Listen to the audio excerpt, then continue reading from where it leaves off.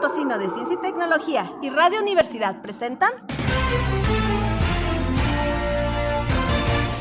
La Neta de la Ciencia. Espacio informativo sobre todo lo acontecido en ciencia, tecnología e innovación En San Luis, México y el mundo. ¡Comenzamos! Hola, ¿qué tal? Muy buenos días. Jueves 5 de mayo y bueno, pues a descansar quienes les tocó puentecito y como siempre cada jueves informándolos sobre todo lo del acontecer de ciencia, tecnología e innovación. Bienvenidos a La Neta de la Ciencia. Claudia, buenos días. Hola Edgar, buenos días, bienvenidos a todo el auditorio que nos escucha en esta mañana, un gusto como siempre saludarlos. Y bueno, en la trivia de esta semana, ¿por qué y cómo se forma un doble arcoíris perfecto? Bueno, claro, ¿tú sabías que sí te ha tocado ver arcoíris dobles? ¿Cómo doble? O sea, ¿Uno dos arriba arcos, de otro? sí, dos arcos al mismo tiempo. Creo que no. Dos arcoíris. Creo que no. Creo que hace tiempo por aquí en la oficina fotografiamos algunos. Pero bueno, esta es la trivia del día de hoy. Pónganse a checarlo y ya lo sabe, puede contestarnos, hacer comentarios y enviar saludos a través de las redes sociales, Twitter, Instagram, YouTube, en @coposit y en Facebook, Consejo Potosino de Ciencia y Tecnología. Y como siempre, la transmisión a través del 88.5 de FM, 1190 AM, 91.9 de FM en Matehuala y en Spotify, La Neta de la Ciencia. Un saludo a Lalo Carrillo en los controles y vámonos con los titulares.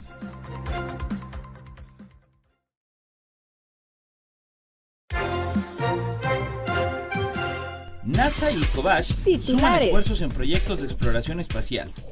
La investigación continúa generando resultados e impacto en diferentes sectores de la sociedad. Realizan primer foro del agua en San Luis Potosí. San Luis Potosí recupera economía y empleos tras pandemia. En las 5 netas estaremos hablando sobre las 5 pandemias más letales de la historia de la humanidad. Inventan jóvenes científicos método para reutilizar agua de tortillerías. El IPN prueba efectividad de planta medicinal contra cáncer de mama.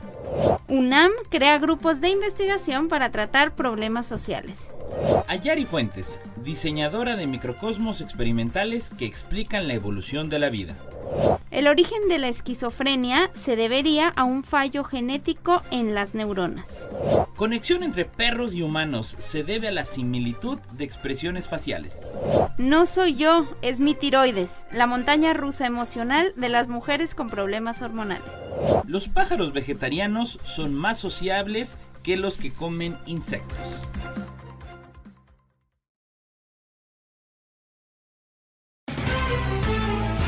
Bueno, pues arrancando en las notas Noticias locales. Desde Código San Luis, que NASA y el Colegio de Bachilleres suman esfuerzos en proyectos de exploración espacial. Con el mensaje del ayudando a los jóvenes a alcanzar las estrellas, el Colegio de Bachilleres, en conjunto con la organización CHIPOM y de otras instancias educativas, llevaron a cabo el reto NASA Sparks, en donde los estudiantes tenían que presentar proyectos que mostraran tecnología y herramientas posibles con base en trabajos de maquetación físicos o digitales que ayuden a futuras misiones para habitar la Luna o el planeta Marte. El evento estuvo encabezado por la directora general del Colegio de Bachilleres, Rita Salinas Ferrari, y de representantes de los titulares de la Secretaría de Educación, el Sistema Educativo Estatal Regular y del Instituto Potosino de Investigación Científica y Tecnológica, así como del Consejo Potosino de Ciencia y Tecnología. Juntos visitaron cada uno de los stands expositivos que ocuparon el auditorio principal del plantel 28. Durante su recorrido, los invitados escuchaban a los estudiantes que explicaban su proyecto a la vez. Estos especificaban los materiales que utilizaron, el objetivo específico de su trabajo y el proceso de las horas invertidas para su construcción final. En este sentido, cabe señalar que los jóvenes demostraron un gran talento imaginativo de ejecución y de organización de ideas, por lo que será muy importante continuar atendiendo la capacidad que tienen los estudiantes potosinos para que puedan lograr importantes metas. Y bueno, pues al respecto, vámonos con la organizadora precisamente de este evento y miembro de la red de divulgación de ciencia, tecnología e innovación, la maestra en ciencias Flor Clemente Dinora Cuervo, directora del grupo de divulgación CHIPOM. Hola, ¿qué tal? ¿Cómo están? Gracias por la invitación a hablarles un poquito acerca del reto NASA Sparks, que realmente CHIPOM desarrolló bajo el programa del Aula al Universo, que ya tiene más de 3 años realizándose aquí en San Luis Potosí. Y bueno, agradecer a los mentores desde aquí que realmente nos apoyaron en sus instituciones para desarrollar este evento. 7 instituciones, más de 200 participantes, no fue fácil, pero lo logramos. Conseguimos que muchos jóvenes que asistieron a este reto desarrollaran su inventiva, su ingenio, su capacidad artística para mejorar el entorno y desarrollar 4 misiones que tenían que ver con el espacio y con la misión Artemis, que la NASA está trabajando en estos tiempos para llevar la primera mujer a la Luna y el primer hombre afroamericano también. Pues bien, de alguna manera estas actividades mostradas el día 28 en el Cobach 28 fueron todo un agasajo, no solamente para los participantes, sino también para el público en general que nos visitó, porque realmente aprendimos muchas cosas y realmente vimos en los chicos un ingenio y un deseo de participar en estas actividades muy grande. Y bueno, no nos queda más que invitar a las instituciones que estén interesadas a desarrollar estas actividades, como son campamentos científicos, concursos de hidrocohetes, noches astronómicas o talleres STEM en sus instituciones, pues que nos inviten a participar con ellos. La verdad, estas actividades dan mucho a los muchachos que participan en ellas y generan un ambiente de colaboración, de compañerismo, y hacen realmente la diferencia en nuestras instituciones. Así que bueno, si están interesados en participar, ya sea en alguno de nuestros retos o próximamente en el concurso de hidrocohetes que estamos por sacar ya 13 de mayo, visiten nuestras redes sociales, Chipom Divulgación, así es como nos encuentran en Facebook, en Instagram, y ahí pueden encontrar las bases y todo lo que se necesita para participar en los concursos de hidrocohetes, o bien llámenos al 44 41 76 3253 y bueno, les daremos todos los detalles y toda la información para participar en este programa del Aula del Universo y también en el concurso de hidrocohetes próximo a realizarse en la ciudad de Guadalajara. Gracias. Bueno, y te platico, Edgar, en otras de las locales, esto de aquí de la Universidad Autónoma de San Luis Potosí, la investigación continúa generando resultados e impacto en diferentes sectores de la sociedad. La investigación como labor sustantiva de la universidad, además de ser considerada una función consolidada, sigue generando resultados e impacto en diferentes sectores de la sociedad. Esto lo sostuvo el titular de la Secretaría de Investigación y Posgrado, el doctor Amaury de Jesús Pozos Guillén, en el marco del segundo informe de gestión del rector, el doctor Alejandro Javier Cermeño Guerra. El funcionario de la Administración Central manifestó que el 2021 evidentemente no fue un año sencillo.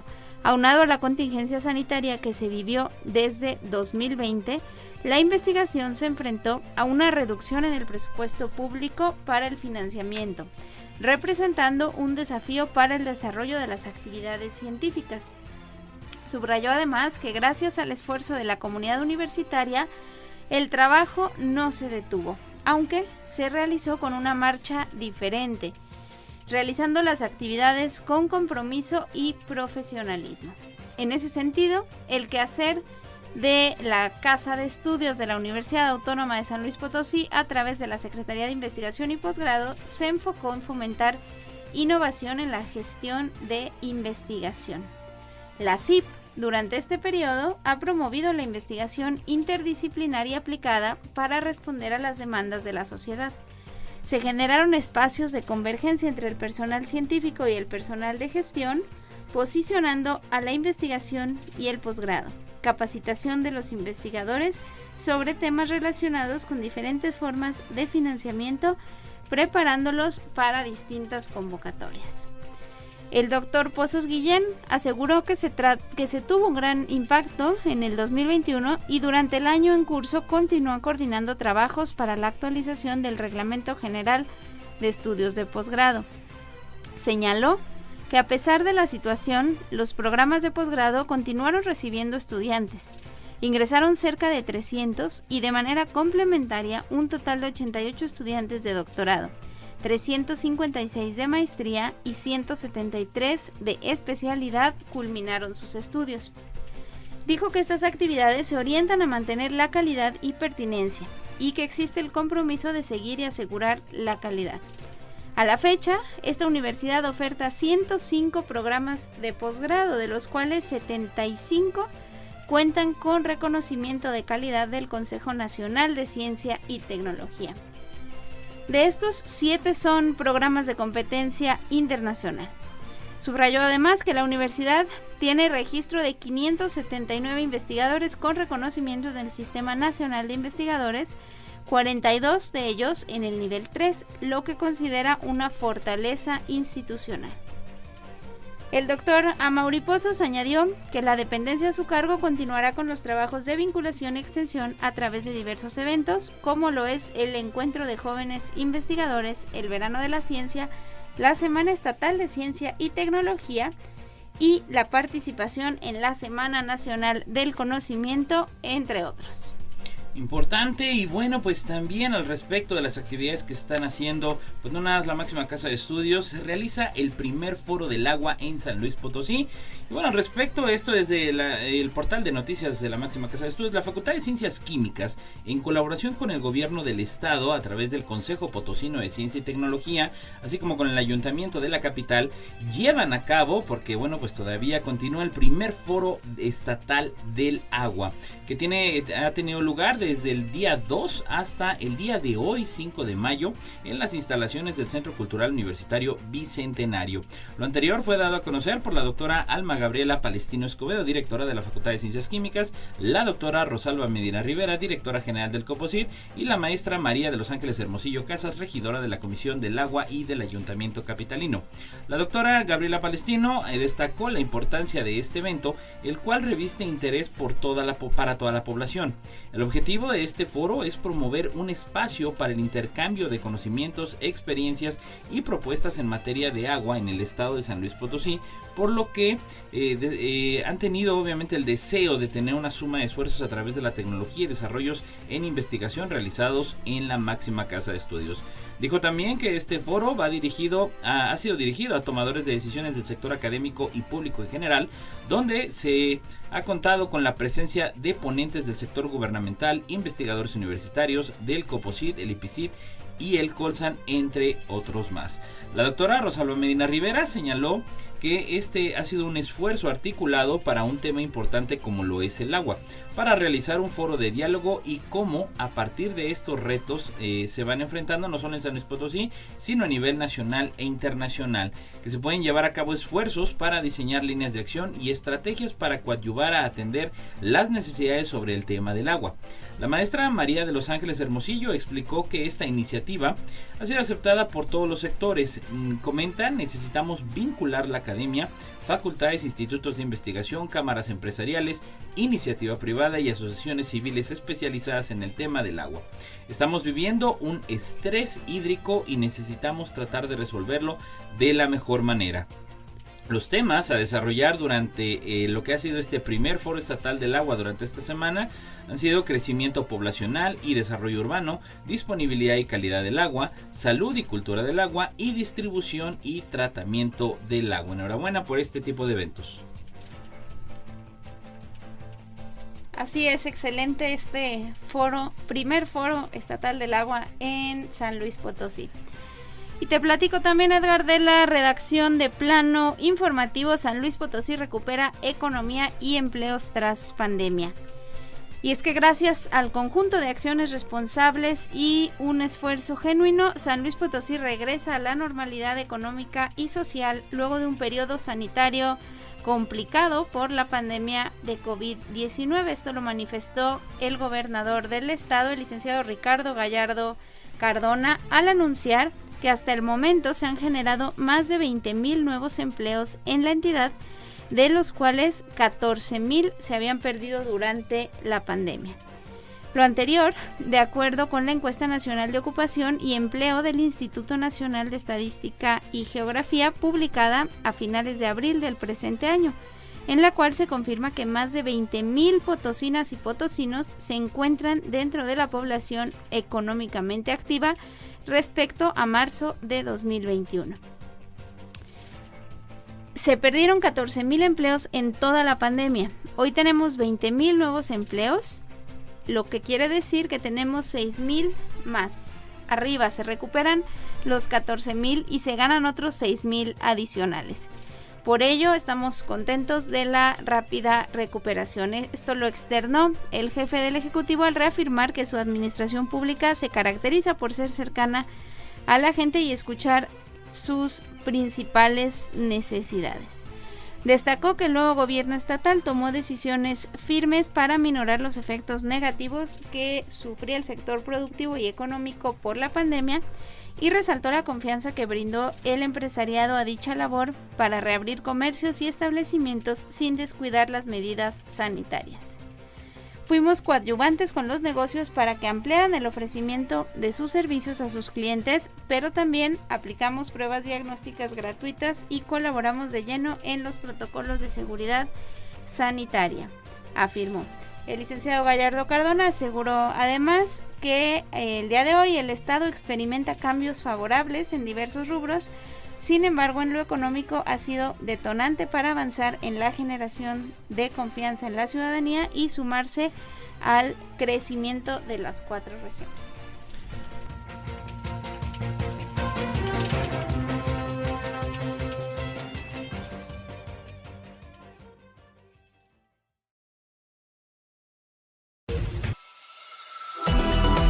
Bueno, pues ahora Las entramos 5 netas. y esta sección como siempre me encanta, que es las 5 netas, y bueno, importante retomarlo para dimensionar lo que ha sido pues estos últimos 2 años, ya más de 2 años de lo que ha sido la pandemia por la COVID-19. Y bueno, pues vámonos con la número 5. 5. El VIH o SIDA, que inició registrar en 1981 hasta la actualidad, se registra alrededor de entre 25 a 35 millones de muertes. Desde su aparición en 1976, el virus de inmunodeficiencia humana o VIH ha matado a 32 millones de personas según la Organización Mundial de la Salud. Al día de hoy aún hay entre 31 y 35 millones conviviendo con la enfermedad, sobre todo en África. Este virus infecta las células del sistema inmunitario, mermando la capacidad del organismo para combatir las enfermedades.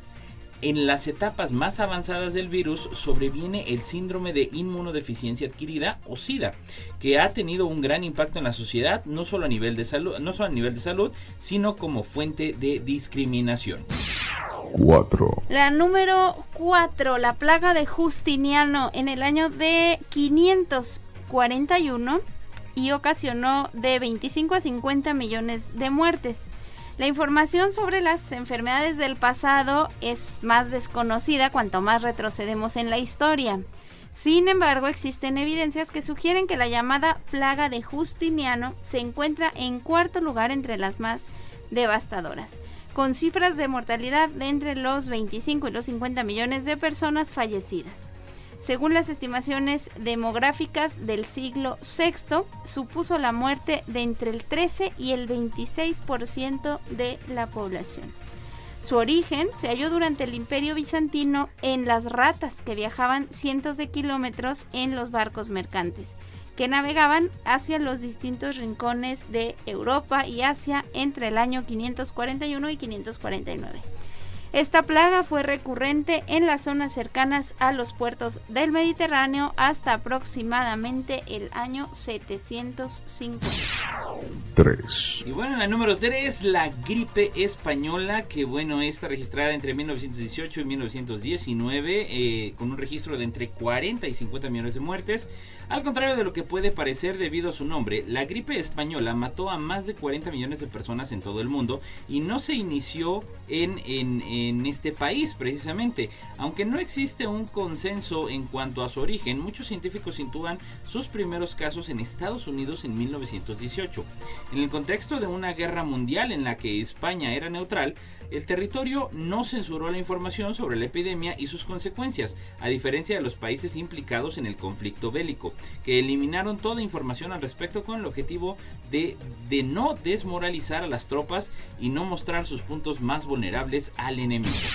2, La número 2, la viruela.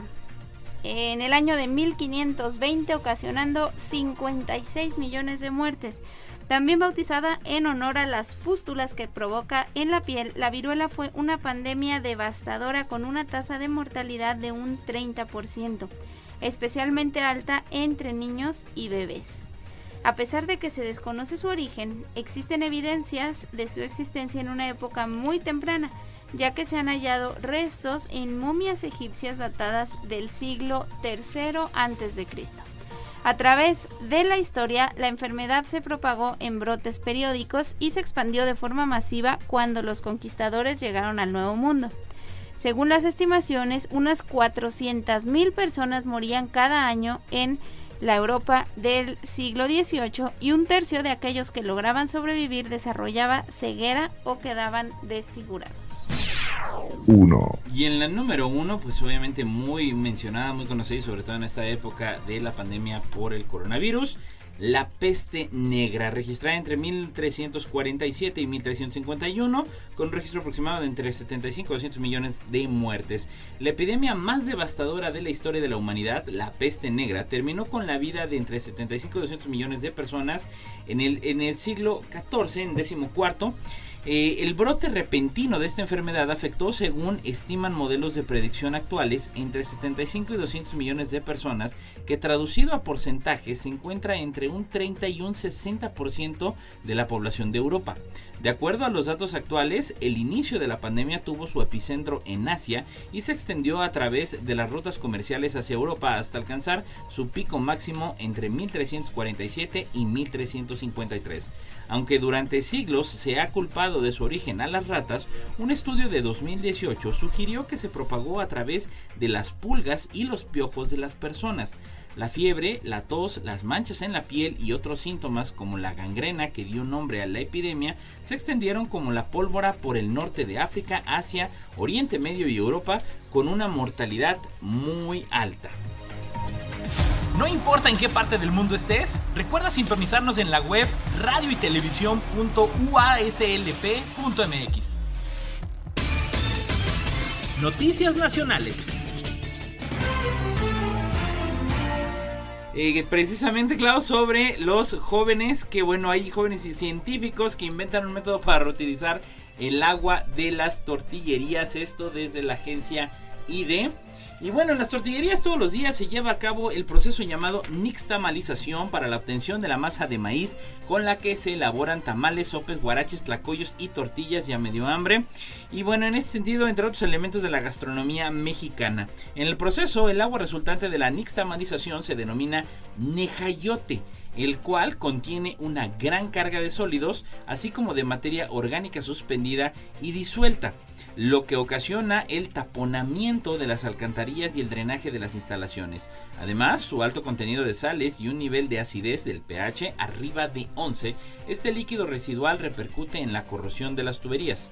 Ante esta situación, científicos del Centro de Investigación y Desarrollo Tecnológico en Electroquímica, el CIDETEC, diseñaron un método costeable para el tratamiento de aguas residuales de la nixtamalización, el cual separa los sólidos del nejayote y produce un agua limpia que puede descargarse libremente al sistema de alcantarillado municipal. El doctor Eduardo López Maldonado, investigador del CIDETEC y responsable del proyecto, explica que el método es innovador frente a otras formas de tratar el agua, al ser una solución de origen orgánico, costeable y fácil de llevar a cabo. Agrega que el saneamiento del nejayote consiste básicamente en mezclar esta agua residual con un compuesto orgánico y en este caso maíz, que es capaz de absorber contaminantes sólidos en el agua, aislándolos con efectividad. De acuerdo a cálculos derivados de este proyecto, una sola tortillería que procesa 500 kilogramos al día genera alrededor de 67,000 litros al año de nejayote. Con respecto a la protección intelectual, el doctor López Maldonado señala que están en el proceso de redacción de patente para presentarlo ante el Instituto Mexicano de Protección Industrial. Por otra parte, toda la estrategia de desarrollo tecnológico está dirigida precisamente en que el proceso sea muy sencillo de operar y no ocupe mucho espacio para su integración en la fabricación de tortilla. El sistema no solo puede beneficiar a los tortilleros, sino además a los industriales harineros que producen grandes volúmenes de agua residual de nejayote. Al decir del académico de CIDETEC, el proyecto de investigación se presentó en la 14ª reunión del Grupo Especializado de Polímeros de la RCEQ y el RCEF en la Universidad de Burgos en España, donde fue recibido con entusiasmo, pues en el país ibérico el tema del agua es una prioridad de las agencias académicas. Las siguientes pruebas serán in situ en una tortillería en la ciudad de Tijuana, y el coordinador López refiere que esperan integrar el proceso real de producción de nejayote, que ciertamente requerirá ajustes para emplear el método de forma apropiada y sea operable en las condiciones reales, y por ello esperan replicar esta tecnología en las tortillerías. Y bueno, pues rapidísimo nos llegamos a la mitad de la neta de la ciencia. No se vaya, ya lo sabe, la trivia del día de hoy: ¿por qué y cómo se forma un doble arco iris perfecto? Volvemos.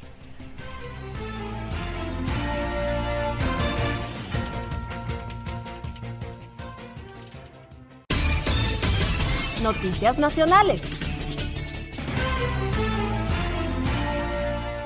Bueno, y estamos de vuelta, seguimos con las netas de la ciencia a nivel nacional. De la redacción de Milenio, el Instituto Politécnico Nacional prueba efectividad de planta medicinal contra el cáncer de mama. Científicos del IPN comprobaron que después de 3 semanas de tratar a ratas con un compuesto obtenido de la planta Verbena persicifolia, conocida comúnmente como huichín, los tumores de cáncer de mama triple negativo se redujeron 40%. Gracias a la actividad biológica del compuesto obtenido de la planta, se abre la posibilidad de contar en un futuro con un nuevo tratamiento para combatir el cáncer de mama triple negativo, el cual es agresivo y de mal pronóstico, indicaron los especialistas. La doctora María del Carmen Cruz López, titular del proyecto que se realiza en el Centro de Investigación en Biotecnología Aplicada en Tlaxcala, explicó que elaboraron un extracto a partir de la planta Verbena persicifolia, del cual separaron los compuestos. Obtuvimos un compuesto de tipo sesquiterpeno que probamos en su estado natural en ratas previamente inoculadas con células de cáncer de mama triple negativo. Esto fue lo que ella explicó. La especialista mencionó que después de tratar a los animales con el sesquiterpeno, comprobaron su eficacia. Al profundizar el estudio para investigar cómo actúa la molécula, modificaron su estructura química y observaron que con los cambios realizados mejoró la actividad anticancerígena del compuesto. La nueva molécula redujo en 40% el tumor desarrollado por las ratas, comparado con un medicamento usado para tratar ese tipo de cáncer, que disminuyó 55% la masa tumoral. Puntualizó la catedrática adscrita al Sistema Nacional de Investigadores Nivel 1. Se trata de un importante hallazgo, ya que las células de cáncer de mama triple negativo no poseen receptores y por ello es difícil encontrar o diseñar fármacos que inhiban el crecimiento tumoral. Afortunadamente comprobamos que el sesquiterpeno en estudio es capaz de generar regresión en el tumor, dijo Cruz López. 3 semanas después de inocular las células de cáncer de mama triple negativo en las ratas, se produjo un pequeño tumor.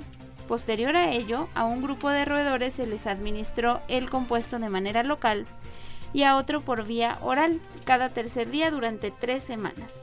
La aplicación local del compuesto produjo a los animales una ligera irritación en la dermis y un leve proceso inflamatorio, lo cual indica que la administración oral es la más adecuada, agregó. Los tratamientos con quimioterapia se administran con intervalos de tiempo para mejorar su eficacia. De esa misma forma, administrarán el compuesto de la planta medicinal y su derivado para evaluar el comportamiento del tumor y a partir de los avances en el mediano plazo, estandarizaron las dosis y realizarán las pruebas de toxicidad que marca la normatividad. Cuando se cuente con la evidencia requerida y si la investigación sigue un curso favorable, los investigadores aplicarán herramientas biotecnológicas para obtener el compuesto activo a partir de células o tallos, para no esperar a que crezca la planta, y prevén elaborar un fitofármaco que actúe como agente tumoral, además de buscar vinculación con algún centro hospitalario para realizar un protocolo clínico experimental. ¿Cómo ves, Edgar, este uso del huichín? Pues hay que estar atentos de lo que van haciendo. Así es.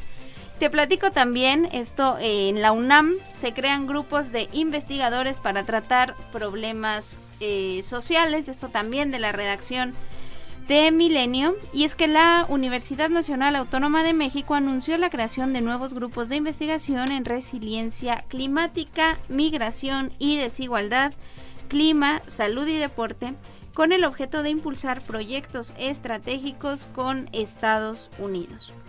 En conjunto con la Universidad de California firmaron el convenio de colaboración con vigencia de 10 años para refrendar a la sociedad académica e impulsar la investigación científica y el intercambio académico que contribuya a una prosperidad académica con inclusión social entre California y México.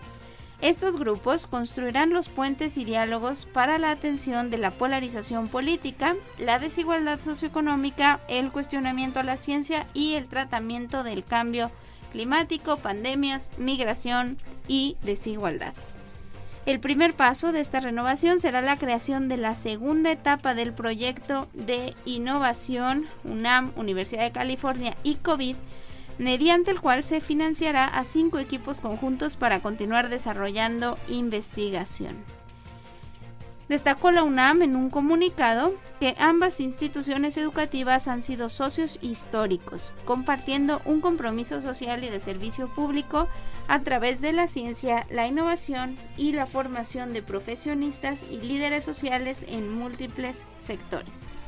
Cabe destacar también que en los últimos años ambas instituciones realizaron 110 proyectos de investigación conjunta en áreas como ciencias biológicas, físicas y ciencias de la Tierra, lo que permitió sumar la publicación de 2.200 investigaciones en la última década.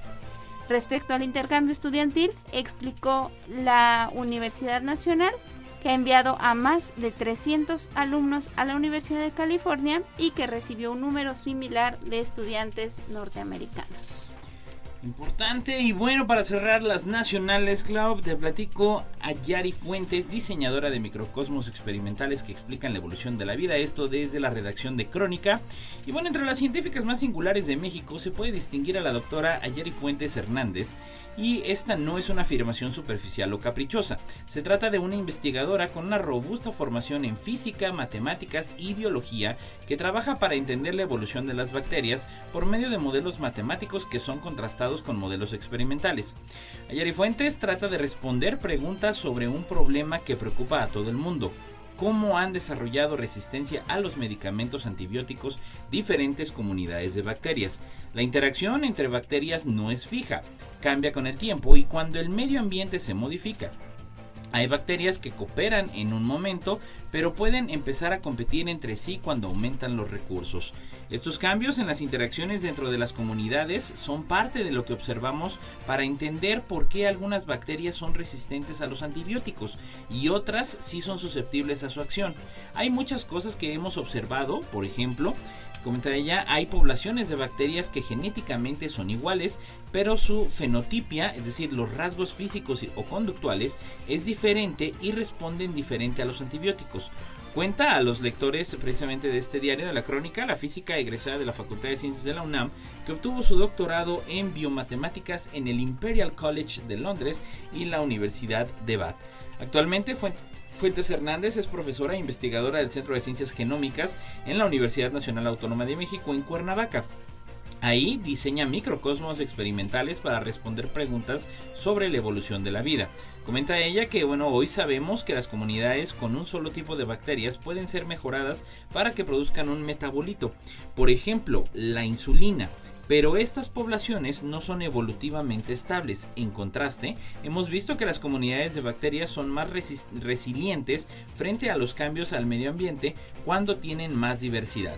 Ese es un gran camino que se debe explorar más en la investigación, comenta la científica oriunda de la Ciudad de México.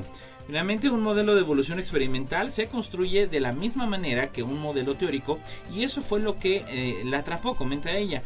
Te haces una pregunta, defines las variables importantes y después buscas parámetros que te ayudan a predecir el sistema. A mí me gustan los sistemas dinámicos y sistemas que cambian con el tiempo. Haces una abstracción de la realidad e intentas encontrar cuáles son las cosas determinantes para el accionar del modelo, y darlo en realidad e intentas encontrar cuáles son las cosas determinantes para el accionar del modelo matemático. Finalmente explicó a Yari Fuentes Hernández que piensa que hubiera sido muy difícil regresar a México a hacer investigación científica si no se hubieran abierto las instituciones interdisciplinarias como el Centro de Ciencias Genómicas de la UNAM, donde interactúan investigadores especializados en biología, genética, matemáticas, bioinformática, física y química. Noticias internacionales. Bueno, y vámonos con las netas internacionales de Agencia F. Madrid. El origen de la esquizofrenia se debería a un fallo genético en las neuronas. Un equipo científico internacional con participación de 45 países identificó un gran número de genes específicos que podrían desempeñar un papel importante en la esquizofrenia, y asoció este trastorno a un fallo en la comunicación de la sinapsis, esto es la unión entre neuronas. Se trata, según los autores, del mayor estudio genético de la historia sobre este trastorno psiquiátrico, en el que se analizó el ADN de 76.755 personas con esquizofrenia y 243.649 sin ella, para comprender mejor los genes y los procesos biológicos que sustentan a este trastorno. El estudio del Consorcio de Genómica Psiquiátrica, dirigido por la Universidad de Cardiff del Reino Unido y que cuenta con participación española, descubrió un número mucho mayor de vínculos genéticos con la esquizofrenia en 287 regiones diferentes del genoma. El equipo afirma que este estudio global arroja la luz más fuerte sobre la base genética de la esquizofrenia. Los resultados se publican en la revista Nature. Las investigaciones anteriores habían mostrado asociaciones entre la esquizofrenia y muchas secuencias de ADN anónimas, pero rara vez ha sido posible vincular los hallazgos a genes específicos. Esto lo explicó en un comunicado el investigador Michael O'Donovan de la Universidad de Cardiff. El presente estudio no solo aumentó enormemente el número de esas asociaciones, sino que ahora se pudo vincular muchas de ellas a genes específicos, un paso necesario en lo que sigue siendo un difícil camino hacia la comprensión de las causas de este trastorno y la identificación de nuevos tratamientos. En concreto, el equipo halló un aumento sustancial del número de regiones genómicas asociadas a la esquizofrenia, y dentro de estas regiones identificó 120 genes que probablemente contribuyan al trastorno. Aunque hay un gran número de variantes genéticas implicadas en la esquizofrenia, el estudio demuestra que se concentran en los genes que se expresan en las neuronas, lo que apunta a estas células como el lugar más importante de la patología. Los resultados también sugieren que el funcionamiento anormal de las neuronas en la esquizofrenia afecta a muchas áreas del cerebro, lo que podría explicar sus diversos síntomas, que pueden incluir alucinaciones, delirios y problemas para pensar con claridad. El trabajo revela claramente que el origen de esta enfermedad está en alteraciones del desarrollo del sistema nervioso, algo que hasta ahora no se sabía. Esto lo señala en una nota la Universidad Española de Granada, que participa también en el estudio. El trabajo abre la puerta a nuevos fármacos moduladores del neurotransmisor llamado glutamato. En otro estudio, publicado también en Nature, científicos del Instituto Broad del MIT y Harvard, en Estados Unidos, identificaron mutaciones genéticas extremadamente raras que alteran las proteínas en 10 genes y que aumentan considerablemente el riesgo de desarrollar esquizofrenia.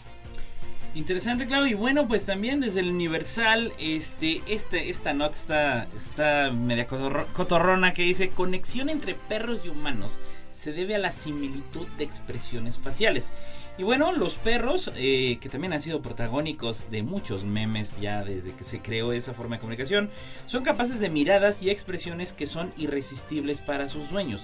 El misterio de esos ojos cuando quieren conseguir una golosina está en algunas características faciales clave que habrían influido también en la elección de esta especie para su domesticación.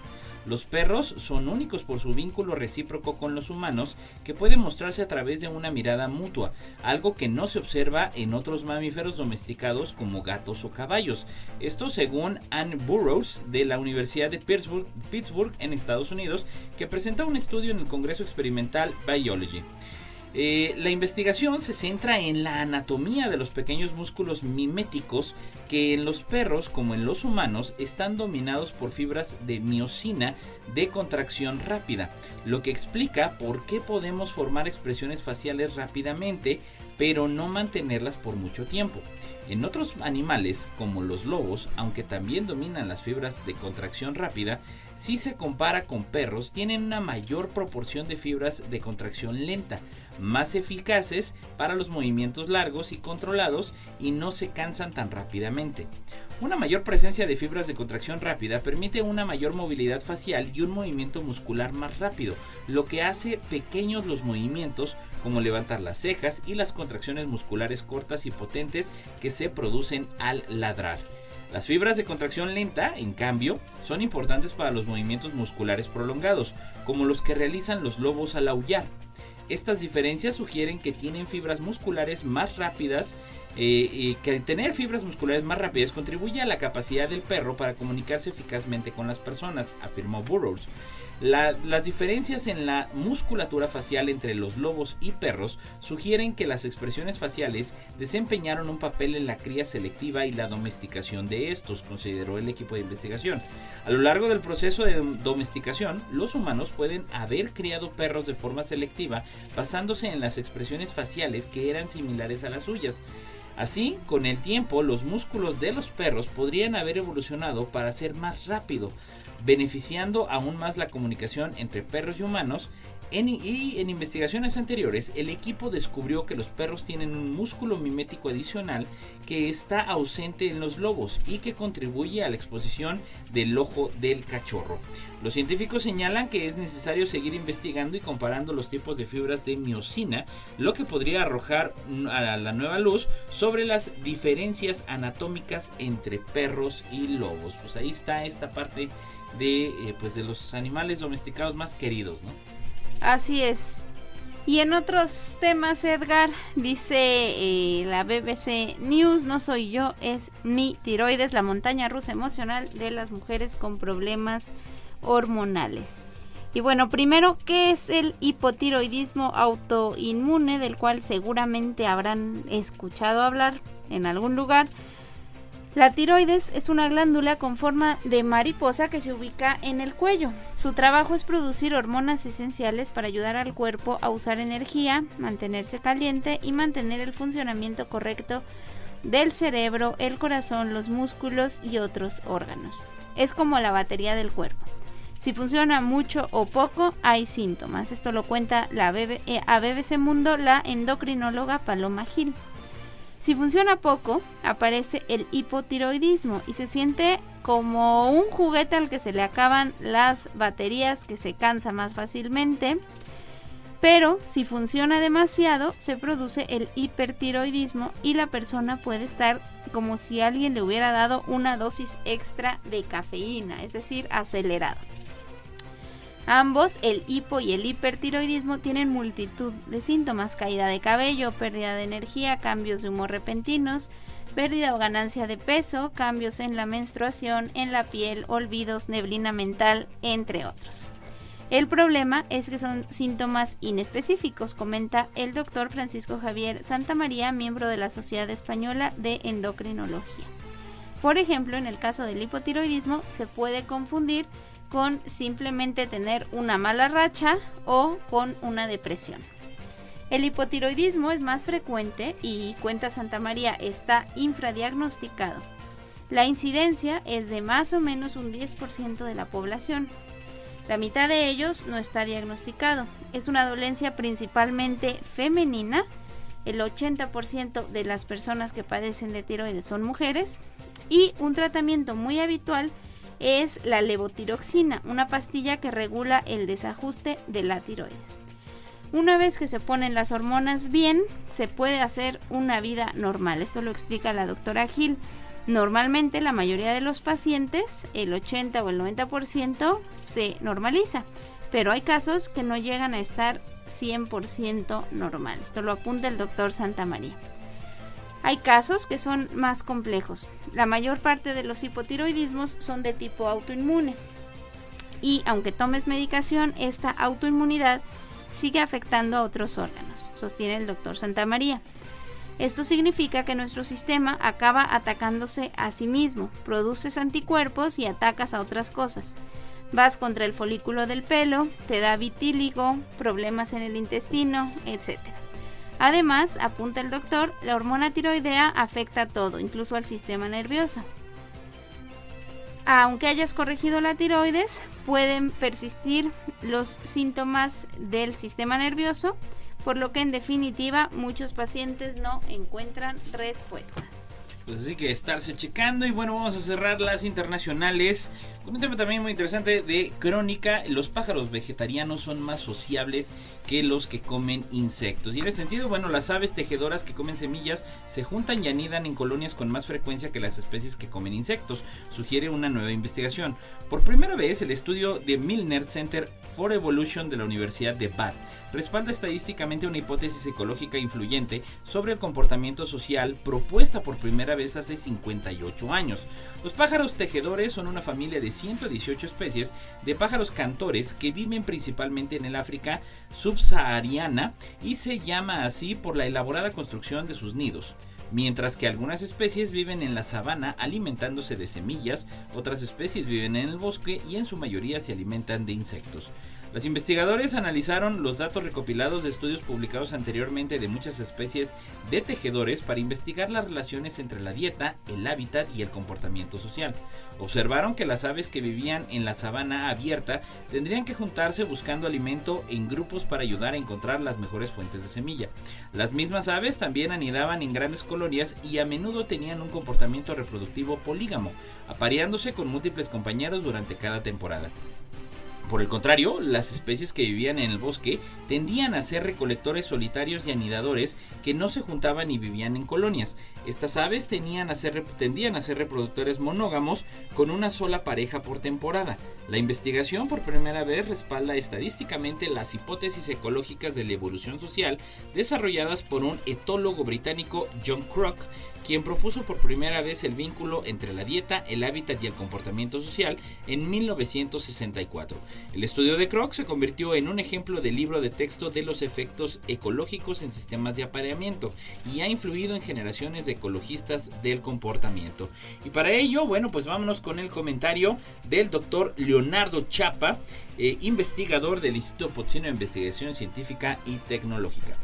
Las asociaciones entre organismos de la misma especie o de diferentes especies trae beneficios a estos organismos, por lo cual el estudio del comportamiento social ha sido muy recurrente entre los investigadores.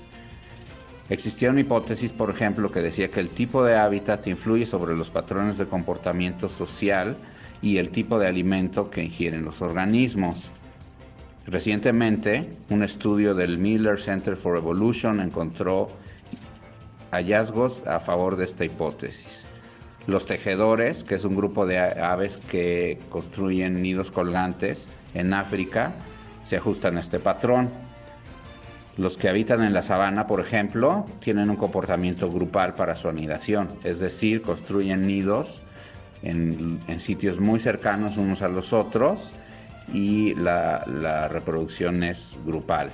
Tienen más de una pareja reproductiva, o sea, se aparean con más de un organismo y tienen una alimentación basada en semillas, que es un tipo de alimento que está en sitios muy localizados.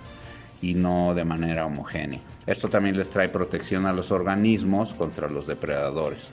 Por otro lado, los que viven en el bosque se enfrentan a distintas condiciones, por lo que son solitarios, tienen una sola pareja durante la época reproductiva y los nidos se encuentran de manera individual. Además se alimentan de insectos. Y las características del bosque, que es más cerrado, les brinda protección contra los depredadores. Así que no tienen que tener comportamiento grupal. Por otro lado, en el Nuevo Mundo existen oportunidades de estudiar este tipo de sistema.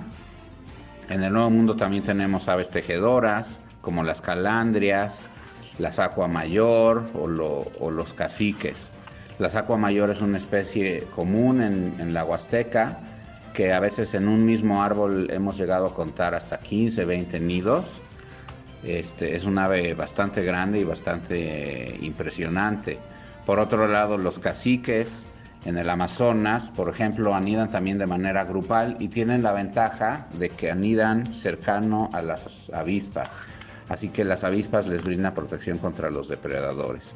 Así, este es un tema muy interesante que seguramente en el futuro dará resultados de interés para toda la sociedad. Muchas gracias al doctor Leonardo Chapa, y ya estará más adelante con nosotros anunciándonos un evento importante en los próximos meses que se realizará aquí en San Luis Potosí. Y bueno, pues vamos a cerrar con la trivia del día de hoy, Claudia. ¿Por qué y cómo se forma un doble arcoíris perfecto? Esto desde cienciaes.com. Y bueno, primero habría que ver lo que sucede en una gota y luego solo tendremos que ampliar lo observado a millones de estas gotas de agua, empezando por el arcoíris principal o primario. En esto sucede que un rayo de luz incide en la mitad superior de la gota, una parte de la luz se refleja y se pierde, pero el resto penetra al interior. Al pasar del aire al agua, el rayo cambia de dirección. Ese cambio es distinto para los diferentes colores que componen la luz solar. El rojo se curva menos y los distintos colores se van curvando más hasta el violeta, que es el que más se hace. El rayo blanco se convierte así en un conjunto de rayos de distintos colores que se van separando más a medida que avanzan. Luego chocan con la pared interna de la gota de agua y en parte son reflejados hacia atrás, como si fuera un espejo. Por último, los rayos vuelven a chocar con la superficie de la gota y salen al exterior, cada color en distinta dirección. Nosotros nos colocamos de espaldas al sol y miramos hacia la gota. Dependiendo del lugar en el que nos encontremos, llegará a nuestros ojos un rayo de luz distinto según el ángulo y veremos la gota roja, amarilla, de cualquiera de los otros colores o no la veremos. Cuando hay millones de gotas, vemos un arco de color rojo porque todas nos envían la luz roja bajo el mismo ángulo. Otro arco amarillo, otro naranja, y así se forma el arco iris principal o primario. El segundo arco iris se produce a partir del rayo de sol que penetra por la mitad inferior de la gota y nos es devuelto después de dar dos botes internos. En el transcurso de estos rebotes internos, los rayos se cruzan y salen de la gota en el orden inverso. El segundo arco iris es más débil porque cada rebote se pierde energía y el ángulo de salida es mayor. Por esta razón, el segundo arco iris se ve más alto y con los colores cambiados, el rojo abajo y el violeta arriba. Entre ambos arcos el cielo es más oscuro, porque los rebotes dentro de la esfera de cada gota dejan un ángulo muerto sin luz que se llama la zona oscura de Alejandro. Y bueno, pues así las cosas. Estamos llegando ya al final de la neta de la ciencia. Como siempre, un gusto. Nos escuchamos el próximo jueves. Gracias a Lalo Carrillo. Claudia, muchas gracias. Gracias, Edgar. Muy bonito día. Excelente jueves a todos. Vámonos. Esto fue